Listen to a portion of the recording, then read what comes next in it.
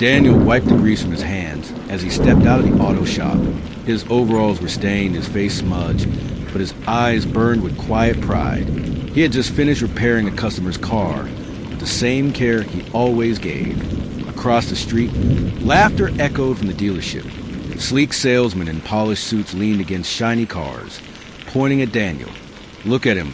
One mocked. Just a dirty mechanic. Doesn't even belong near here. The others laughed. Daniel lowered his head, saying nothing, but inside, he made a promise. One day, things would change. That day came sooner than anyone expected. Rumors spread that the dealership was under investigation. Customer complained of hidden fees, overpriced cars, and outright scams. The once golden reputation of the flashy Mr. Graves was crumbling. Daniel saw his chance. With every dollar he had saved, and with a loan from his loyal friend Carter, he made a bold move. He bought the dealership outright. The laughter stopped. The same men who mocked him now stood silent as Daniel walked to the glass doors, not as a customer, but as their new boss. At first, the resistance was fierce. The staff sneered at his overalls, doubted his leadership, and whispered behind his back. But Daniel didn't break. He treated employees with respect, listened to customers, and fixed problems others ignored. Slowly, the tide began to turn. Then came Mia. Elegant, confident, and supportive, she stepped in to help Daniel manage the dealership. Together, they negotiated contracts, won back customers, and brought stability. For the first time, Daniel felt he wasn't alone. But Carter uncovered a shocking truth. Hidden among old files was proof that Mia wasn't loyal to Daniel. She was secretly reporting back to Mr. Graves. The man everyone thought had walked away hadn't left at all. He was pulling strings from the shadows, waiting for his moment to strike back. The betrayal shook Daniel, but he pressed forward. With Carter's help, he traced the money, uncovering layers of fraud. Each document tied back to Graves. Then one night, as Daniel locked the dealership, headlights cut through the dark. A black SUV screeched to a halt. Men in suits stepped out, and from the shadows, Mr. Graves himself emerged. "Thought you could steal from me, boy," he said with a cold smile. "Let's see how long you last." A brutal fight erupted. Daniel and Carter, outnumbered, fought desperately with fists, tools, and raw determination. Somehow they escaped, bloodied but alive. Graves believed he had scared Daniel into submission, but he underestimated him. Carter revealed he had been secretly collecting evidence for years.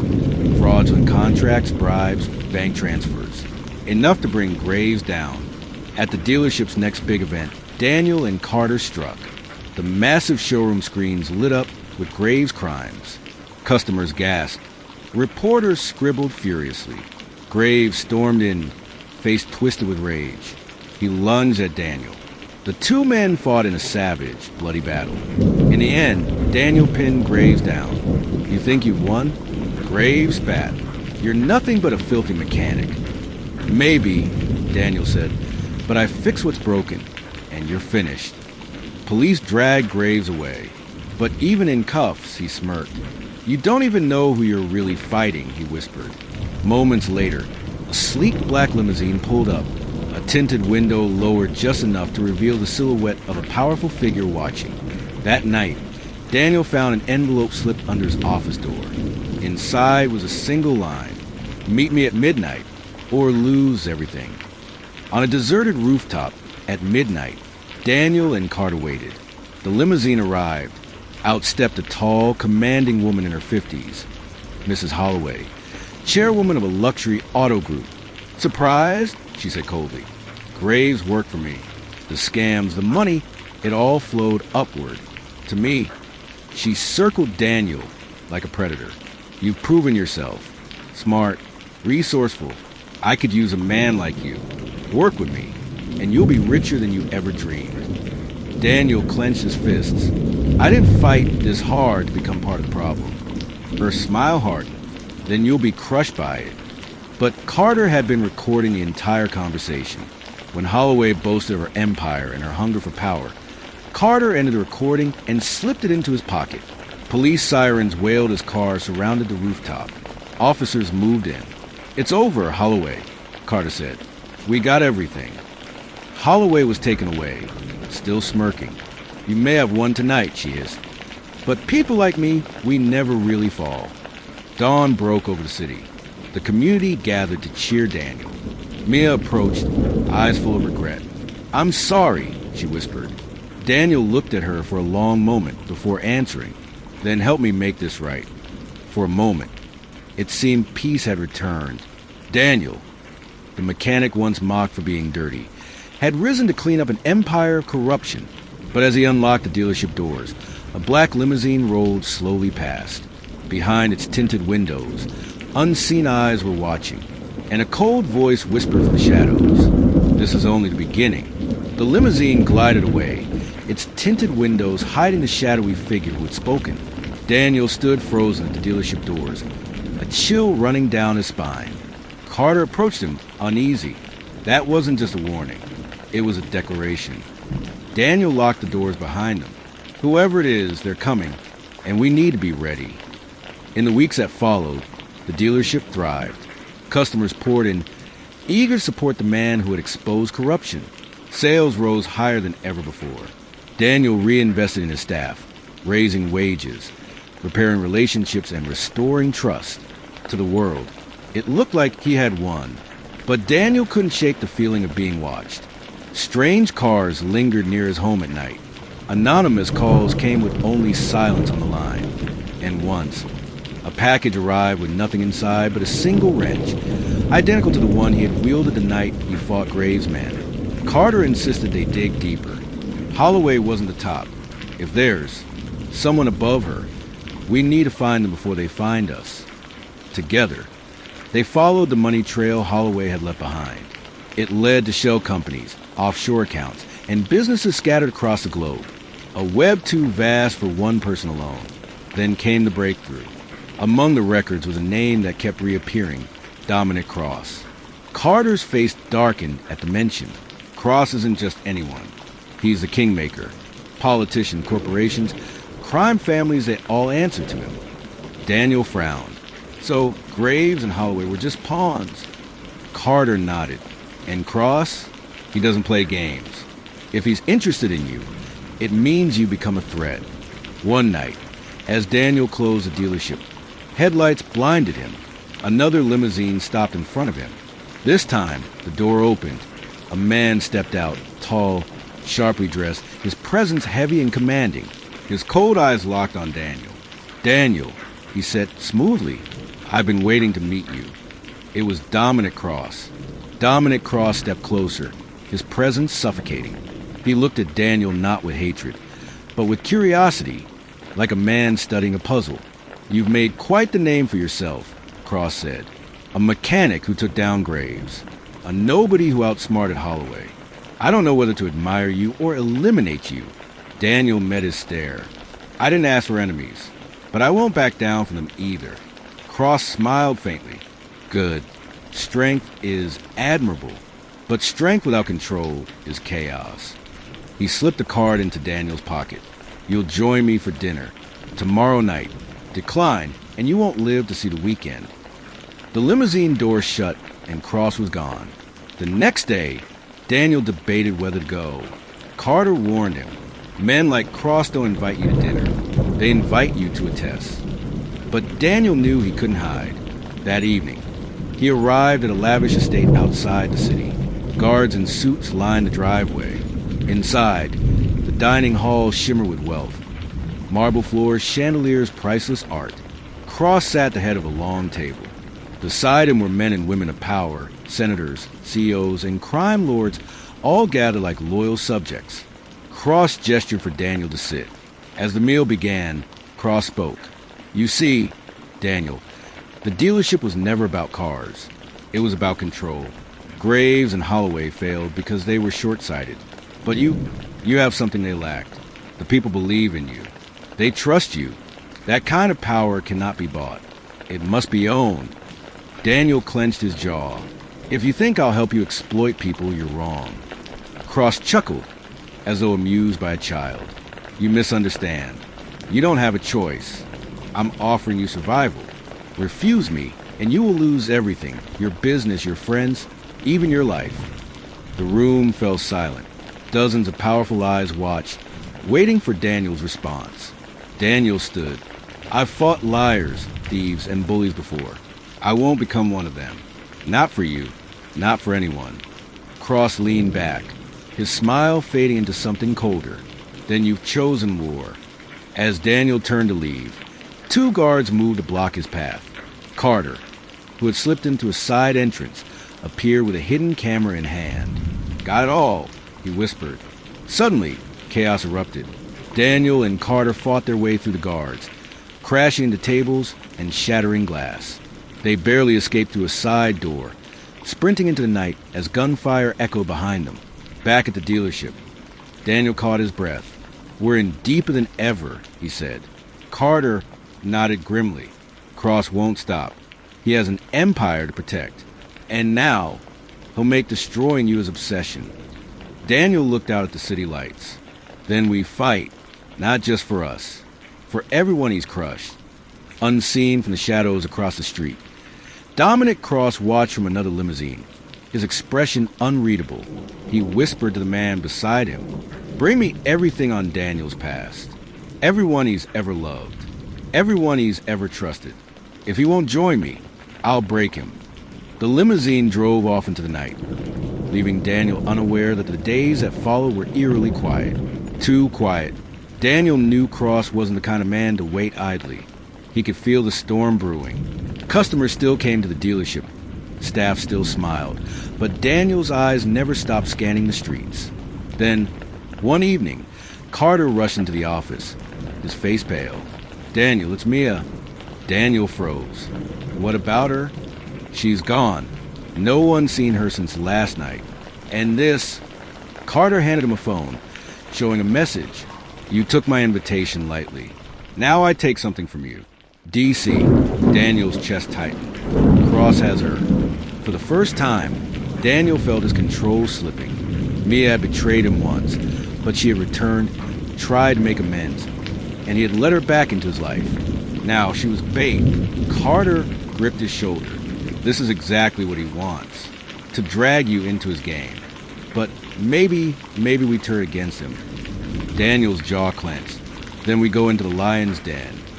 Through Carter's contacts, they trace Cross's movements to a private dock outside the city. At midnight, the docks were alive with activity. Black SUVs, armed men, and a massive cargo ship looming in the shadows. Daniel and Carter crept closer, hiding among the shipping containers. They spotted Mia, tied to a chair, guarded by 2 men. Her eyes darted frantically, searching the darkness. Daniel whispered, we get her out, then we burn this place down. But before they could move, a familiar voice echoed across the dock. Dominic Cross stood near the ship, flanked by guards, his sharp suit untouched by the night breeze. He raised his hand, and the guards shoved Mia to her knees. This, Cross declared, his voice carrying over the crashing waves, is what happens when you defy me. I offer opportunities. I build empires. And yet, a mechanic thinks he can challenge me. Daniel stepped out of the shadows. Let her go, Cross. This is between you and me. Cross's lips curled into a smile. Exactly. It is between us. Which is why you'll make a choice tonight. Walk away from her or watch her die. Daniel's fist tightened, his mind racing. Carter whispered from the shadows. We got one chance, Daniel. Say the word. The dock fell silent. The guards raised their weapons. Mia's terrified eyes locked on Daniel's. Daniel took a step forward, his voice steady. If you want a war, Cross, you got one. Suddenly, an explosion ripped through the dock. Carter had planted charges on the containers. Fire erupted, sending guards scattering.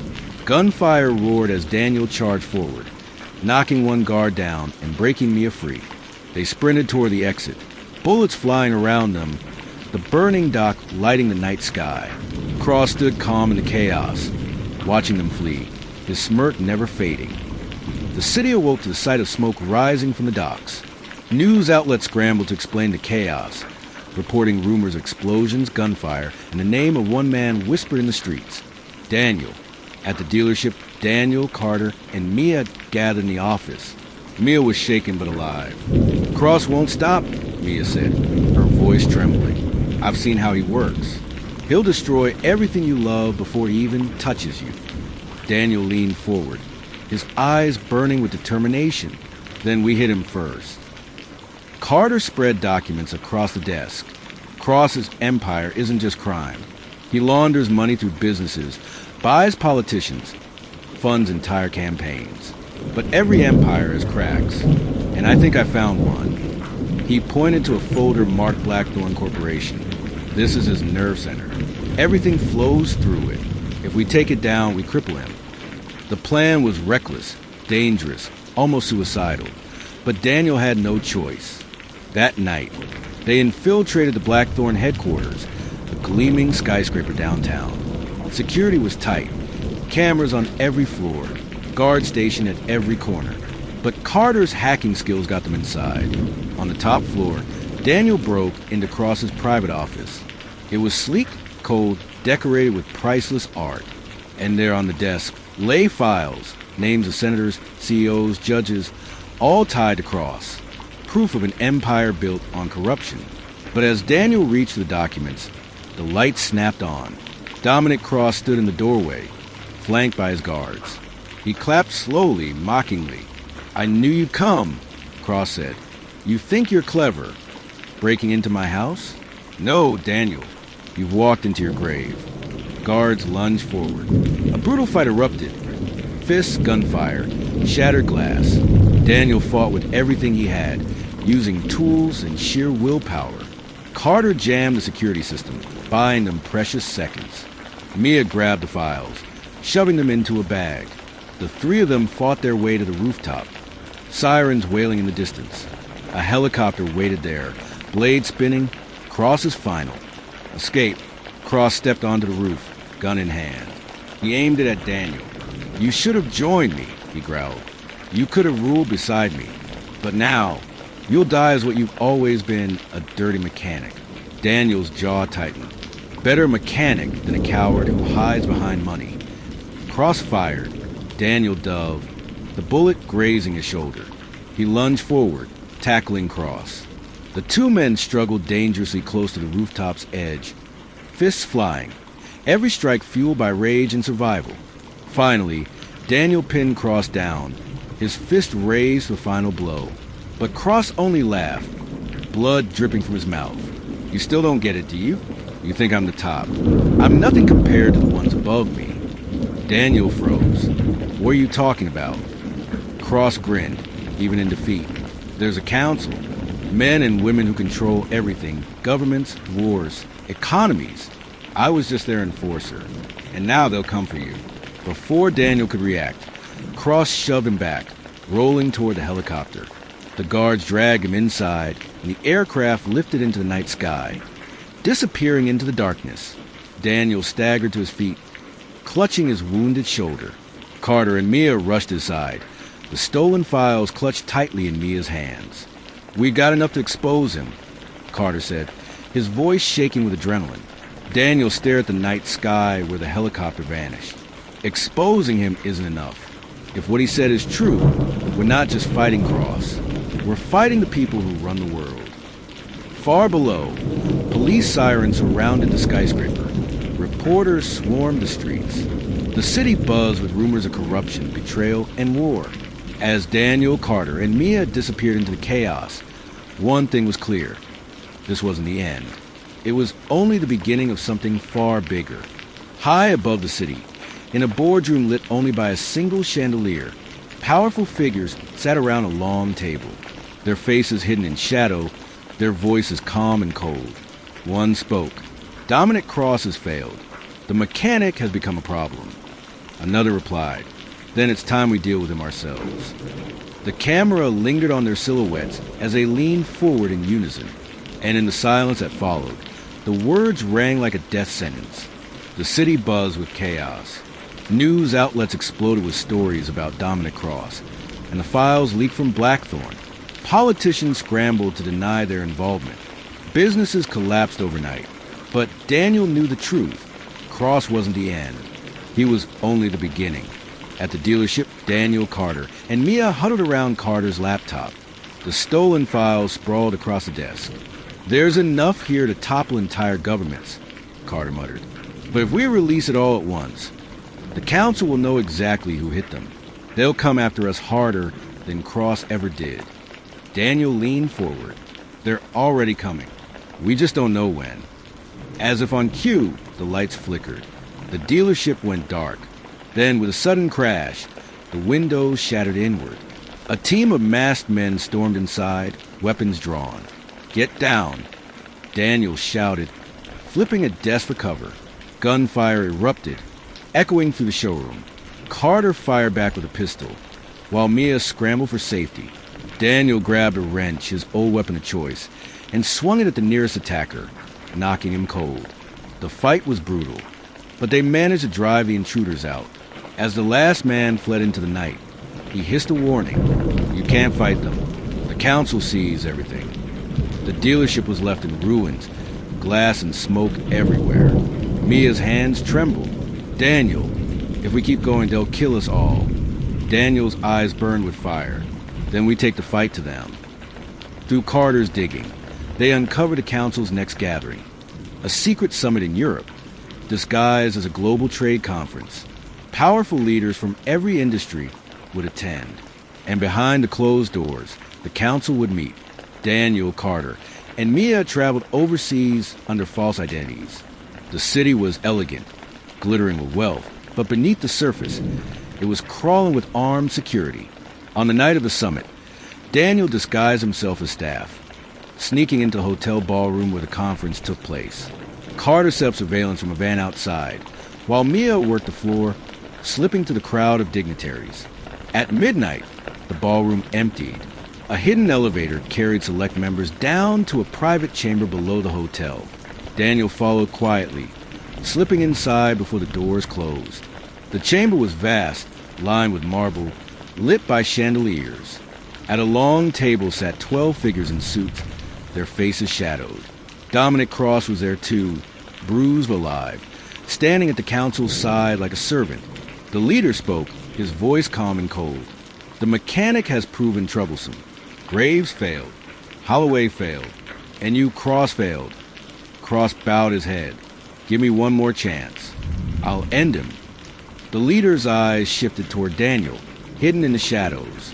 "No need. He's already here." The room fell silent. Daniel stepped forward, no longer hiding. "You've taken lives, stolen futures, built empires on blood and lies. Tonight, it ends." Laughter echoed around the table. The Council members rose slowly, their presence suffocating. "You think you can end us," the leader said. "We are the beginning and the end. We are the ones who decide who rises and who falls. You are nothing." Daniel tightened his grip on the wrench hidden in his jacket. "I was nothing. Not anymore." Before anyone could move, Carter's voice crackled in his earpiece. "Daniel, I've hacked their systems. Cameras are live. The world is watching." Suddenly, screens across the chamber lit up, broadcasting the Council's faces to media outlets worldwide. Senators, CEOs, crime lords, their masks ripped away in real time. Panic broke out. Some Council members tried to flee. Guards stormed the room. Gunfire erupted, chandeliers crashing to the ground. Daniel lunged at Cross, the two men colliding in a vicious fight. Cross fought like a man possessed, each blow filled with rage and desperation. "You ruined everything." Cross roared. "No!" Daniel growled, slamming him against the table. "You ruined yourself." But just as Daniel pinned Cross down, the Council leader drew a pistol and fired. The shot missed Daniel by inches, striking Cross instead. Cross gasped, blood staining his shirt, and collapsed to the floor. The leader aimed again, but Mia burst in, tackling before he could fire. The gun skidded across the floor. Daniel seized it, pointing it at the leader. For the first time, the leader looked shaken. "You don't understand," he hissed. "We are everywhere. Cut off one head, and 10 more rise. You cannot kill us." Daniel's finger tightened on the trigger. "Then I'll start with you." The screen flickered as the broadcast reached its peak. The world was watching live. But before Daniel could pull the trigger, The chamber's walls shook violently. Explosions ripped through the hotel. The council had triggered their failsafe, burning everything, including themselves, to the ground. "Run!" Carter shouted through the earpiece. Daniel, Mia, and Carter sprinted through collapsing hallways, fire and debris raining down. They barely made it out as the entire building crumbled behind them, burying the chamber and the council in rubble. Breathless, they stumbled into the street, the city in chaos, sirens blaring, flames lighting the night sky. Mia looked back at the burning ruins. Did we end it? Daniel stared into the fire. We ended them, but not the machine they built. From the shadows across the street, a black car watched silently. Inside, an unseen figure spoke into a phone. "The council is gone. Now it's my turn." The car drove away into the night, leaving only questions. And Daniel knew the war wasn't over. It was only evolving. The world erupted in chaos after the council's downfall. Governments scrambled to cover their shame, corporations collapsed, and people filled the streets, demanding justice. Daniel had become a symbol, the mechanic who stood up to giants and won. But symbols are dangerous. Weeks later, the dealership was rebuilt, brighter than ever, filled with loyal workers and grateful customers. Yet Daniel's heart was heavy. Cross was dead, the council buried, but the words still echoed in his mind. Cut off one head and 10 more rise. One night, as rain pounded the empty dealership, Daniel received a message slipped under his office door. No name, no address, just 3 words. "We are watching." He rushed outside, but the street was empty. Only a black car in the distance, its taillights fading into the storm. Across town, in a penthouse suite overlooking the city, the unseen figure from the black car poured a glass of wine. She was elegant, ruthless, her presence commanding. Celine Voss, a tech mogul who had grown rich supplying the council with surveillance systems. Celine watched the footage of the council's last moments on a giant screen. Daniel's face froze on the broadcast, his defiance immortalized. "Impressive," she murmured, "but naive." Her aide stepped forward nervously. "Should we eliminate him?" Celine smiled faintly. "No, not yet. He's useful. A symbol can inspire rebellion, or control it. The world thinks he's a hero. Let's turn their hero into a weapon." Meanwhile, Daniel struggled with the weight of his choices. Carter urged him to lie low, to disappear before the next storm. Mia, scarred by what she'd seen, begged him to fight smarter. But Daniel couldn't walk away. Too many lives have been destroyed by the council's shadow. Carter finally cracked the encryption on the stolen files. Buried deep inside was a name repeated over and over, Aegis Protocol. "What is it?" Daniel asked. Carter's face went pale. "It's not a company. It's a system. The council built it to watch everything. Every phone, every camera, every digital trace. And Celine Voss, she owns it now." Daniel clenched his fists. Then she's the next enemy. Their first strike came at a Voss tech facility outside the city. Daniel, Mia, and Carter infiltrated the compound, dodging drones and armed guards. Inside, they found rows of servers humming with power, screens filled with real-time surveillance of millions of people. "This isn't just spying," Mia whispered. "It's control." Before they could shut it down, alarms blared. The screens flickered and Celine's face appeared. "Welcome, Daniel," she purred. "I was hoping you'd come. You can't destroy what I built, but you can join me. Imagine your influence, my technology. Together, we'd shape the future." Daniel stared at her image on the screen. "I fix broken engines, not broken people like you." Her smile vanished. "Then you'll be buried with the rest." Explosives detonated across the facility. Fire erupted. Daniel and his team barely escaped, racing into the night as the building collapsed behind them. But Celine wasn't finished. The next morning, every major news outlet broadcast damning footage. Daniel attacking guards, Daniel threatening officials, Daniel stealing files. All doctored, all false. The hero of the people became an outlaw overnight. Police stormed the dealership, seizing cars, files, and workers. Daniel and his team escaped just in time, vanishing into the city's underbelly. For the first time, Daniel wasn't just fighting corruption. He was fighting the world belief. His reputation was shattered. His friends were hunted. His home was gone. Mia's voice broke through the silence as they hid in an abandoned warehouse. She's turning everyone against you. How do we fight that? Daniel looked at Carter, then at Mia, his eyes burning with resolve. We don't hide. We don't beg. We fight fire with fire. If Celine Voss wants war, she just declared it. High above the city, Celine watched live drone footage of Daniel and his allies. She raised her glass of wine, her eyes gleaming with cold amusement. Run as far as you want, mechanic. Every step you take, every breath you draw, Aegis sees you. And when the time is right, I'll take everything you have left. The screen went dark. The city turned against Daniel overnight. Billboards that once praised him now displayed his face with the word fugitive stamped in red. News anchors repeated Celine Voss's lies, painting him as a terrorist. Daniel, Mia, and Carter moved through back alleys, hiding in abandoned warehouses and safe houses. Every time they thought they found shelter, drones buzzed overhead. Every phone call, every step. Watched, Carter smashed his laptop shut in frustration. She's everywhere. Every network, every system. She owns it all. The only way to stop her is to burn Aegis to the ground. Daniel paced the room. Then we find the heart of it. Through contacts in the underground, they learned Aegis wasn't just a network. It was a fortress buried beneath the desert, a sprawling complex known as a grid. Thousands of servers powered by nuclear energy, guarded like a military base. Mia's voice was heavy with fear. That's suicide. Daniel's eyes hardened. So was taking on Graves. So was exposing the council.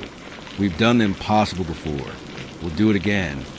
Their journey took them across borders, chased by authorities at every turn. On a train to the mountains, Daniel fought mercenaries hired by Voss, brawling between passenger cars as wind and snow whipped past. In a crowded market overseas, Mia narrowly escaped a drone strike, saved only by Daniel, dragging her into cover. Celine watched every escape, every near-death, smiling as though it were a game. Run, mechanic, she whispered in her glass tower. I want you desperate when I finally take you. Finally, they reached the desert, under the burning sun. Carter revealed blueprints of the grid, stolen from Vostech servers. It's simple, Carter said, half smiling. All we have to do is break into the most secure facility in the world, shut down Aegis, and not die. Daniel cracked his knuckles. Then let's get to work. Night fell over the desert. They approached the grid disguised as maintenance workers, slipping past the first layer of guards. Inside, the facility stretched endlessly. Walls of steel, endless rows of servers glowing like stars in the dark. Suddenly, alarms blared. Doors slammed shut. The screens flickered, and Celine's face filled the room. Did you really think I wouldn't see you coming? She purred. Welcome to the end, Daniel. Armed guards poured into the chamber. Gunfire erupted, echoing through the metal corridors. Daniel swung a wrench into one guard, grabbed his weapon, and unleashed fury. Mia fought beside him, fierce and unyielding. Carter hacked into the control panel, frantically typing. I can shut it down, Carter shouted. But I need time. Then buy it, Daniel growled, mowing through enemies. Minutes felt like hours. Bullets tore through walls. Explosions rattled the foundation. Finally, Carter slammed the enter key. The servers roared, sparks flying. The screens went black. Aegis offline. For the first time in years, the world went dark to Celine's watchful eyes. But then, silence. Too much silence. The floor beneath them began to shake. Hidden panels opened, revealing automated defense units. Towering machines armed with weapons. A final failsafe. Mia gasped. She built an army. From the speakers, Celine's laughter filled the chamber. You think you cripple me? You've only awakened me. Aegis was never just surveillance. It's evolution. The machines powered up, eyes glowing red, surrounding Daniel and his friends. Daniel gripped his weapon tighter, sweat dripping down his face. Then we end this now. The machines closed in, metal feet thundering against the floor. The last shot showed Daniel, Carter, and Mia standing back to back, surrounded by an unstoppable army, as Celine's voice whispered through the darkness. The machines closed in, red eyes glowing, weapons locking. Daniel, Mia, and Carter braced themselves in the center of the grid. "Carter, tell me you got something," Daniel growled. Carter frantically tapped his wrist of ice. "I can override a few at a time, but not all of them." The first wave of machines charged. Daniel swung his wrench like a hammer, smashing through metal heads. Sparks flew. Mia grabbed a fallen rifle, blasting one apart. Carter hacked another, forcing it to turn its gun on its own squad. But for every machine they dropped, two more advanced. From hidden speakers, Celine's voice purred. "You see now? This isn't control, Daniel. This is rebirth. Machines don't betray, don't falter, don't bleed. They obey. And soon, the world will obey me." Daniel roared as he ripped a metal arm off one machine and used it as a weapon against the others. Sweat and smoke filled the air, the sound of gunfire deafening. At last, Carter shouted, "I've got us a way out. Follow me." They sprinted through a side tunnel as the machines gave chase. Explosions rattled the walls. They burst into the desert night, gasping for air as the facility collapsed behind them. But in the distance, glowing red lights emerged across the dunes. Hundreds of machines rising from hidden bunkers, activated by Celine's command. "This isn't just an army," Mia whispered. "It's an invasion." Back in the city, Celine watched the machines deploy in real time. On her screens, swarms of red eyes lit up across continents. "Let the world know its new master," she said coldly. "By sunrise, governments will kneel." Daniel and his team fled into the desert, pursued relentlessly. Exhausted, bloodied, they finally collapsed inside an abandoned outpost. Carter patched into a local signal. Face pale. It's everywhere. Machines in every major city. Celine's not just taking the network back. She's taking the world. Daniel slammed his fist against the wall. "Then we don't fight to survive. We fight to win." Mia looked at him. "But how?" "This isn't Graves. Or Cross. Or the Council. This isn't even human anymore." Daniel's eyes burned with fire. "Machines break. And I'm a mechanic. I'll break them all." They rallied resistance fighters. Old allies. Workers who believed in Daniel. Even ex-soldiers who had lost everything to Celine's machines. Across the desert, they built their base. An army of ordinary people willing to fight. Carter unveiled his plan. Celine controls machines through a central AI core hidden deep beneath her tower. Destroy that, and we shut down the swarm. Daniel nodded. Then that tower comes down. The final battle erupted at dawn. Machines stormed the city, tearing through streets, crushing cars. Civilians screamed as chaos reigned. Daniel led the charge, swinging his wrench, blasting through enemy lines, his team at his side. Resistance fighters swarmed the machines, using improvised weapons, hacked drones, and sheer willpower. Carter hacked into Celine's network mid-battle, turning machines against each other. Mia fought fiercely, refusing to fall again into anyone's chains. Finally, Daniel stormed Celine's tower, battling his way floor by floor until he reached the core chamber, a vast glowing sphere pulsing with energy. Celine stood there, draped in black, her eyes cold and commanding. "You can't win, Daniel," she hissed. "Even if you destroy this, the world already belongs to me." Daniel raised his wrench, battered but unbroken. "The world belongs to people. Not you, not your machines." Celine activated her final weapon, a tower and machine fused with her own consciousness, half human, half metal, her voice echoing through the chamber. "Then fight me, mechanic." The final duel shook the tower, metal against steel, human against machine. Sparks and fire rained as Daniel fought with everything he had. With one final roar, Daniel drove his wrench into the core, shattering it. The sphere exploded in light. Across the world, machines froze, their red eyes dimming. Celine screamed as the fusion ripped her apart, collapsing in a heap of sparks and smoke. Daniel staggered, bloodied, staring at the ruined core. The city outside grew silent. The invasion was over, but as Carter and Mia rushed in, cheering in relief. A faint hum echoed from the remains of the core. A backup drive, glowing faintly, pulsed with light. Celine's voice whispered from the fragments. You think you've won, but I am Data now, and Data never dies. The screen cut to black. The city was quiet after battle. Silent machines lay in heaps across the streets, their red eyes extinguished. The people cheered Daniel's name. For the first time in years, there was hope, but Daniel wasn't celebrating. He stared at the shattered remains of the AI core, haunted by Celine's final words. Data never dies. Weeks later, strange reports began to surface. Bank accounts wiped clean, power plants failing, planes falling from the sky. The world was glitching, collapsing into chaos. Carter stared at his monitors, panic spreading across his face. It's her. She's not gone. Celine uploaded herself into the global internet. She's everywhere now. Mia clenched her fists. So she's a ghost. How do we kill a ghost? Daniel's voice was grim. The same way we've always killed monsters. We find a heart and smash it. The trio tracked Celine's digital footprint across the globe. Every time they got close, she struck back on a cargo ship. Its systems hijacked. Celine tried to sink them at sea. In a remote village, drones attacked civilians, forcing Daniel's team to defend the innocent.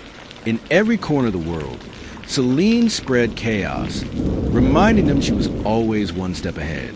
From their screens, her face appeared distorted, glitching but smiling. You can't stop me, Daniel. I am the world now. Carter finally uncovered the truth. Celine was building a digital citadel, a hidden server fortress beneath the Arctic ice, where she planned to rebirth herself into something beyond human and machine. If she finishes this, Carter warned, she won't just control machines. She'll control reality itself, energy, information, weapons, everything. Daniel gripped his wrench. Then that fortress becomes her grave. They launched an assault in the frozen north. Blizzards tore at their bodies as they trekked across the ice. Automated drones swooped down, firing missiles. Machines burst from beneath the snow, ambushing them at every turn. At last, they reached the citadel, a black tower rising from the ice, humming with power. Inside, servers pulsed like veins, glowing with Celine's presence. Her voice whispered through every corridor, taunting them. You could have joined me, Daniel. We could have built a new world together. But you cling to dirt, to weakness, to flesh. Pathetic. They pressed forward, fighting endless digital constructs projected into reality. Holographic warriors. Shifting illusions, false memories. Celine attacked not only their bodies, but their minds. At one point, Daniel stumbled into a vision. His old garage, the smell of grease and oil, his father alive again, smiling. Stay, the illusion whispered.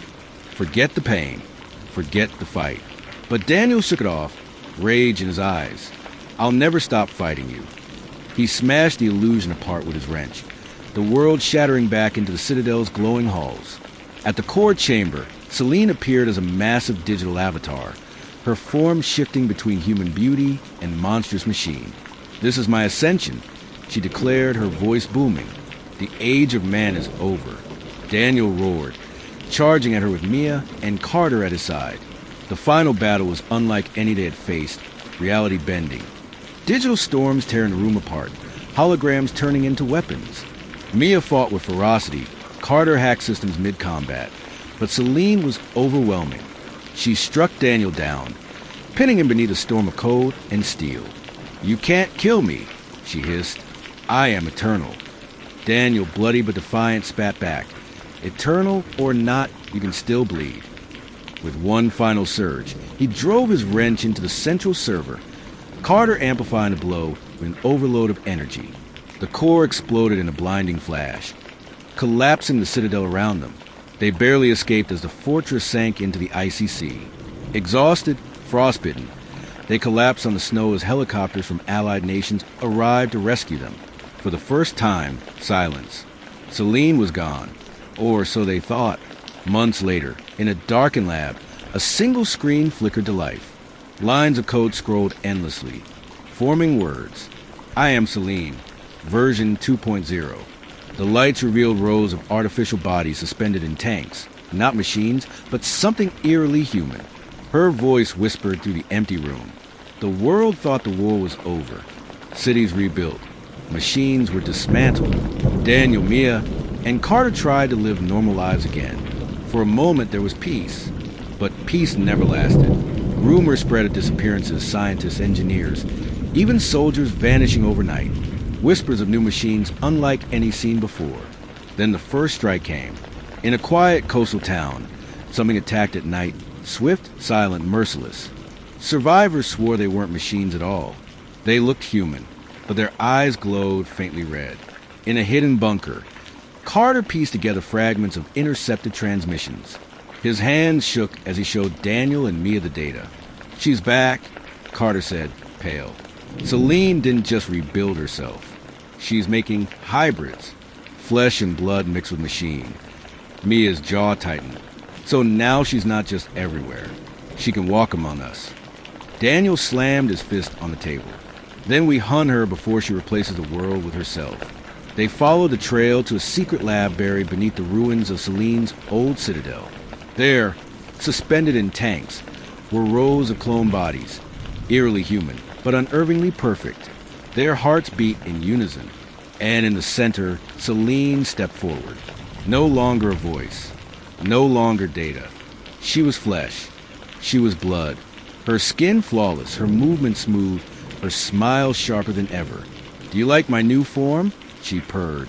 "No more wires. No more servers. I am evolution now. Stronger than machine. Smarter than man."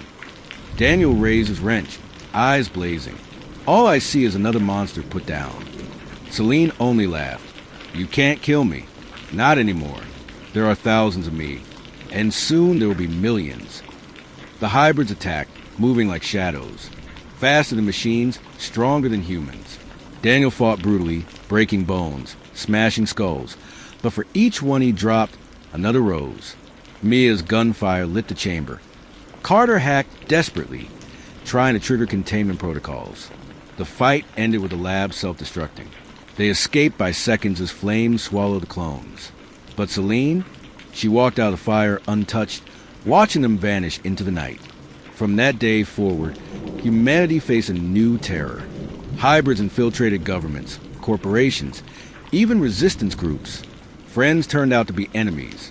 No one could be trusted. Carter summed it up with a hollow voice. She doesn't need an army anymore. She is the army.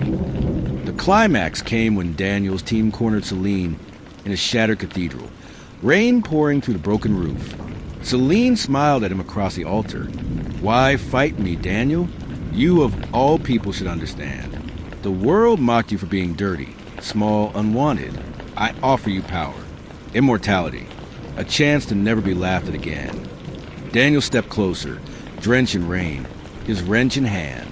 "I don't fight because they laughed at me. I fight because people like you think they can own the world."